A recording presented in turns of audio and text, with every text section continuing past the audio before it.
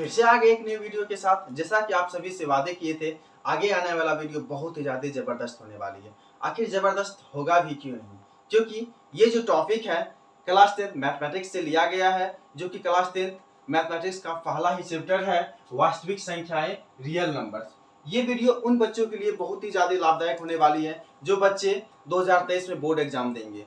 तो उन बच्चों से आग्रह है कि आप लोग ध्यानपूर्वक इस वीडियो को देखेंगे और कॉपी कलम लेके जो है ना, जो भी यहाँ बोर्ड पे लिखा रहे हैं उसको अपने कॉपी में नोट्स भी कर लेंगे। और दूसरी बात, यदि कोई भी डॉट रह जाती है तो आप कमेंट बॉक्स में कमेंट भी करेंगे। तो चलिए इस चैप्टर को स्टार्ट करते हैं। चैप्टर का नाम है वास्तविक संख्या, रियल नंबर्स। देखिए, वास्तविक संख्या पढ़ाने से पहले आपको थोड़ा हम पीछे ले चलेंगे क्लास 9th की ओर। जैसे क्लास 8 से ये चैप्टर स्टार्ट हो जाती है, जहाँ क्लास 8 में आप देखे होंगे पूर्णांक पढ़े होंगे। उसके बाद क्लास 9th में आए होंगे तो वहां देखे होंगे नंबर सिस्टम, जिसे हम लोग बोलते हैं संख्या पद्धति, ठीक है ना। उसके बाद क्लास 10th में पढ़ते हैं वास्तविक संख्या। तो यदि आप लोग 9th क्लास में नहीं पढ़े होंगे तो 9th क्लास नहीं पढ़े तो कोई बात नहीं, ठीक है ना। तो आप लोग को करना क्या है कि अभी जो हम बता रहे हैं थोड़ा आपको 9th क्लास का बेसिक चीज बताएंगे, जो कि आपको आना जरूरी है। यदि आपको ये चीज आने लगेगा तो समझिए वास्तविक संख्या जो है ना, आपको समझने में कोई दिक्कत नहीं होगा। तो चलिए आपको हम ले चलते हैं थोड़ा सा क्लास 9th की ओर। देखिए, क्लास 9th में जहां आप पढ़े होंगे सबसे पहले प्राकृतिक संख्या।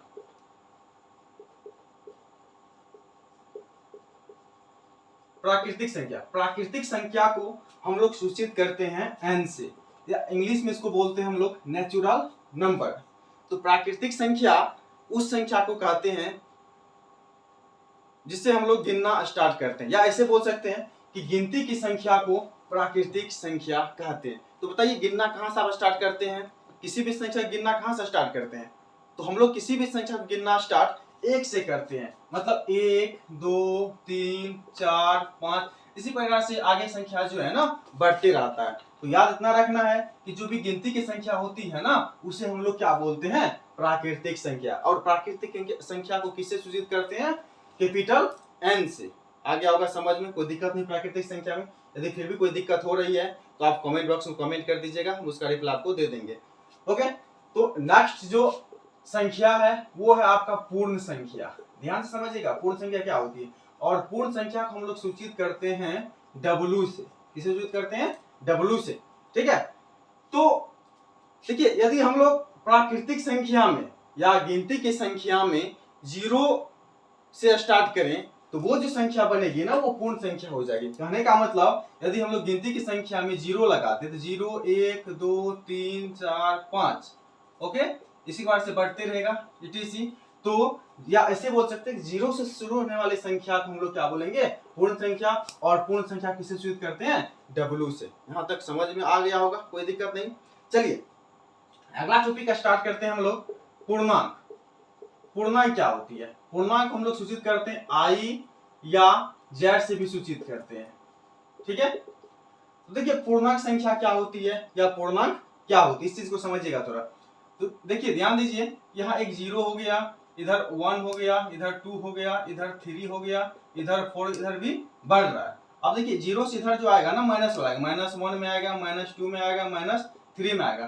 तो ऐसे हम लोग बोल सकते हैं कि इधर से बताइए, ये 1 से स्टार्ट होने वाली संख्या को हम लोग क्या बोले थे? ध्यान दीजिए, 1 से शुरू होने वाली संख्या गिनती की संख्या को हम लोग क्या बोले थे? प्राकृतिक संख्या। क्या बोले थे? प्राकृतिक संख्या।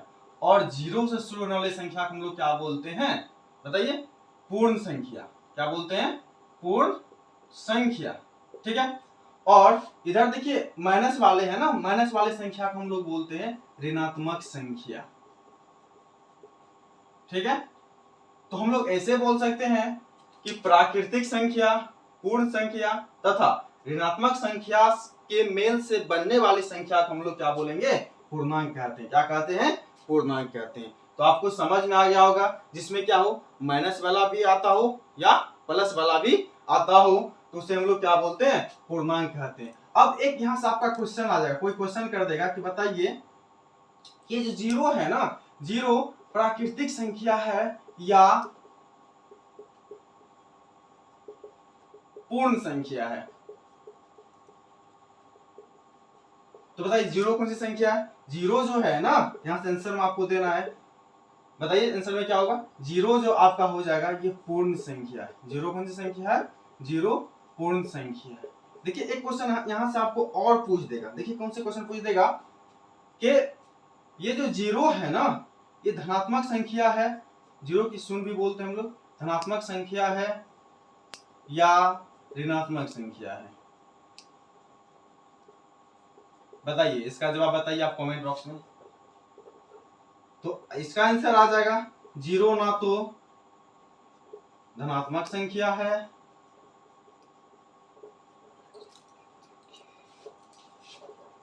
ना तो ऋणात्मक संख्या है।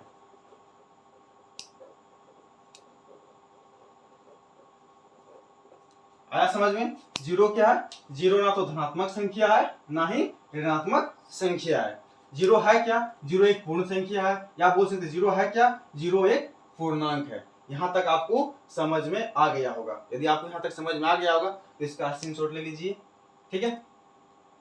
तो चलिए आगे देखते हैं।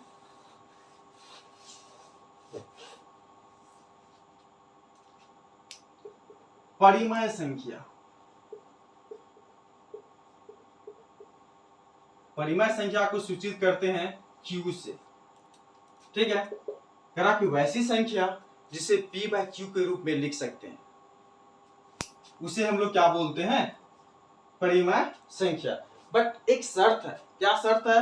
कि यहाँ जो Q है ना, ये कभी भी जीरो नहीं होना चाहिए। कहने का मतलब ये देखिए कि जैसे हम लोग यहाँ लिख सकते हैं कि 2/5, 3/5 माइनस 4/5, ठीक है, माइनस 2/1, ये सब जो होती है ना, क्या होती है? एक परिमेय संख्या होता है। लेकिन यदि यही हम लिख दें कि 8/0, तो कंडीशन क्या बताया आपको कि जीरो नीचे में जो है ना, जीरो नहीं होनी चाहिए। यहाँ क्या है? जीरो है ना, तो ये क्या परिमेय संख्या नहीं होगा।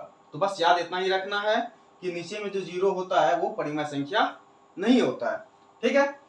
तो और यहाँ देखिए एक चीज और क्वेश्चन आ जाएगा कि P और Q क्या है। तो ध्यान दीजिए P और Q क्या है। जहाँ ऊपर देखिए 2 है, नीचे में 5 है, तो 2 5 3, यहाँ 5 है, यहाँ -4 है, यहाँ 5 है। तो ये P और Q जो है ना एक पूर्णांक है। याद रखना P और Q क्या है? एक पूर्णांक है। समझ में आएगा आपको? उसके बाद आता है अपरिमेय संख्या,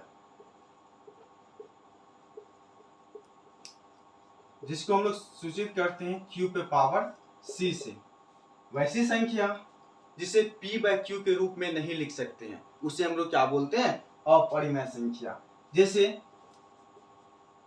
रूट वाले, देखिए √2 हो गया, √3 हो गया, √5 हो गया, √7 हो गया, etc। ये सभी संख्याएं जो है ना अपरिमेय संख्या कहलाते हैं। मतलब आपको याद इतना ही रखना है, जिसे P बाय Q के रूप में लिखते हैं उसे हम लोग परिमेय संख्या कहते हैं, और जिसे P बाय Q के रूप में नहीं लिखते हैं उसे क्या बोलते हैं? अपरिमेय संख्या। यदि P बाय Q के रूप में नहीं लिखते हैं, कैसे लिखते हैं? स्क्वायर रूट में। इसको हम लोग पढ़ते हैं स्क्वायर रूट, या ऐसे रूट भी आप बोल सकते हैं, ठीक है। यहां तक आपको कंप्लीट समझ में आ गया होगा। अब ध्यान दीजिए, छठा आपका है वास्तविक संख्या। क्या है? वास्तविक संख्या, जिसको आप सूचित करेंगे कैपिटल R से। ध्यान दीजिए, परिमेय संख्या, परिमेय संख्या प्लस अपरिमेय संख्या को यदि मिला दे, मतलब परिमेय संख्या और अपरिमेय संख्या दोनों को मिला दे तो क्या बन जाता है? वास्तविक संख्या बन जाता है। या हम लोग ऐसे बोल सकते हैं कि परिमेय संख्या और अपरिमेय संख्या के मेल से बनने वाले संख्या को वास्तविक संख्या कहते हैं। या ऐसे बोल सकते हैं कि सभी संख्या वास्तविक संख्या कहलाते हैं। तो आप ये थोड़ा डिटेल में समझे, इसको और थोड़ा ब्रीफ में ले जाते हैं, मतलब छोटा में आपको समझाने की कोशिश करते हैं।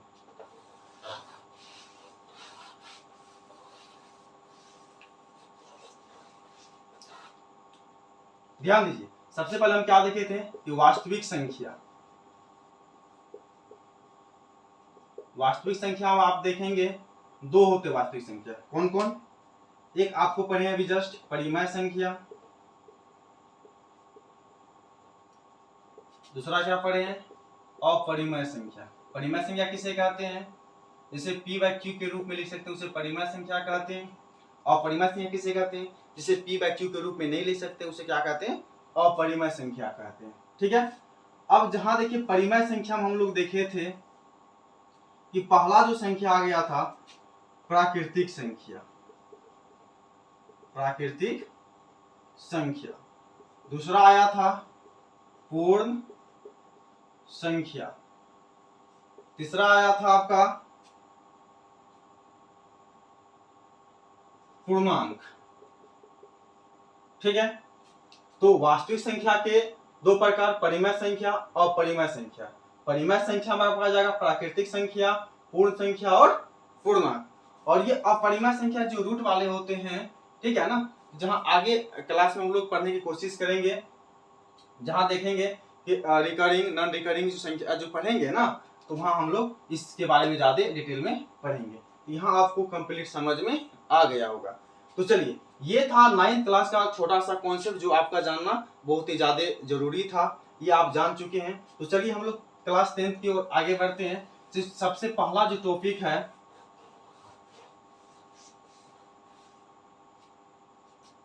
यूक्लिड विभाजन प्रमेयिका। यूक्लिड विभाजन प्रमेयिका। सबसे पहले आपको ये जानना पड़ेगा कि यूक्लिड विभाजन प्रमेयिका क्या होती है, प्रमेयिका। ओके, तो इससे जाने से पहले जैसे देखिए ये हम क्या कर रहे हैं कि 3 में जो है ना 13 में 3 से भाग करते हैं। यदि 13 में 3 से भाग करेंगे तो कितना बार में जाएगा? 4 बार में जाएगा। कितना हुआ? 12 हुआ। घटे कितना बचेगा? 1 बचेगा। ठीक है, तो इसको हम लोग क्या बोलते हैं? शेषफल बोलते हैं। क्या बोलते हैं? इसको हम लोग शेषफल बोलते हैं, और इसको हम लोग भाज बोलते हैं। ठीक है, और इसको भाजक कहते हैं, और इसको भागफल कहते हैं। ठीक है, जहां हम लोग ऐसे भी लिख सकते हैं कि 13 बराबर 3 गुना 4 प्लस 1। देखिए 4 तिया 12, 1 13 आ जाता है। 13 को क्या माने हैं बताइए? 13 को हम लोग भाज बोलते हैं। 13 को क्या बोलते हैं? भाज बोलते हैं। 3 को क्या बोले हैं? भाजक। और 4 को क्या बोले हैं? भागफल। प्लस 1 क्या है? शेषफल है। तो आपको बस एक चीज और याद रखना है कि भाज बराबर जो होता है ना, क्या होता है? भाजक गुना भागफल जोड़ शेषफल। भाज बराबर क्या होता है? भाजक गुना भागफल जोड़ शेषफल। अब देखिए भाज को हम लोग सूचित करते हैं ए से। किसे सूचित करते हैं? ए से। और भाजक को सूचित करेंगे बी से, शेषफल को सूचित करेंगे आर से, और भागफल को सूचित करते हैं क्यू से। तो यदि भाज को हम लोग सूचित किए तो यहाँ ए हो जाएगा, और भाजक बी हो जाएगा, और भागफल क्या हो जाएगा? आपका क्यू हो जाएगा, और शेषफल आपका क्या हो जाएगा? आर हो जाएगा। तो आपको याद रखना है कि a इक्वल टू क्या बना? a equal to B Q plus R. A Q equal to B Q plus R. जहां आपको पता ही होगा a क्या है? a भाज है। b क्या है? b आपका भाजक है। q क्या है? q आपका भागफल है। और r क्या है? आपका शेषफल। यहां तक आपको समझ में आ गया होगा।